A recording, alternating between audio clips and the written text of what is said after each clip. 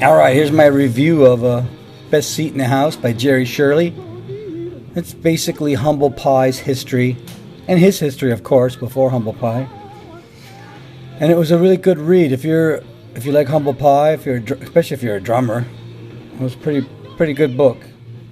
And there's a lot of really cool stuff in there. There's one part when Jerry was playing with his, I think it's his second band, before they started Humble Pie. Ginger Baker was at the bar. Imagine that. And he had to walk by Ginger Baker after a set. And so he goes to walk by Ginger Baker. Ginger Baker looks at him and says, "Effing crap." Of course, he didn't say crap.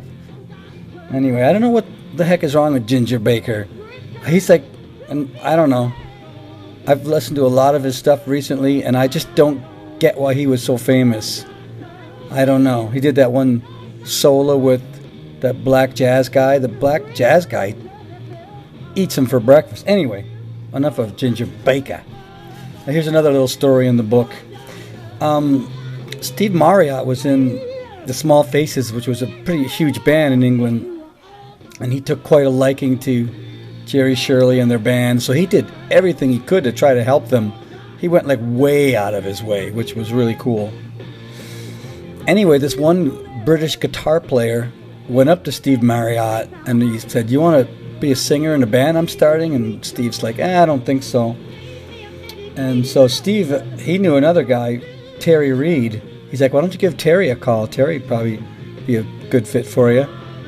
So Terry Reid had a prior commitment and he couldn't, play with this British guitar player.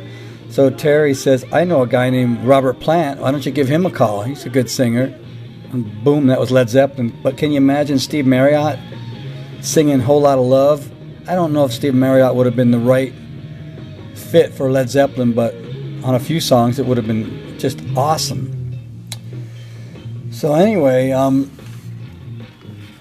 there's the information in this book is just incredible. If you like Humble Pie at all, you'll enjoy reading this. Anyway, it was a good read. When you read it, you can sure tell Jerry Shirley thought he was in the best band on the planet, and they put on the best shows too.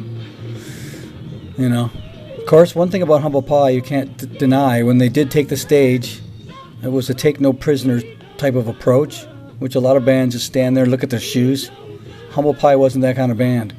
And another thing about Humble Pie you learn reading this book is that they had three lead singers, Greg and Peter and Steve, and that's how it was supposed to be. But it ended up being that Steve pretty much became the number one singer, because they had three pretty good singers. Anyway, if you buy this book, I think you'll enjoy reading it. So I give it a couple thumbs up. This book. It's really cool that Jerry Shirley documented it. And other drummers in different bands, they ought to do the same thing. Write their story. Anyway, signing out.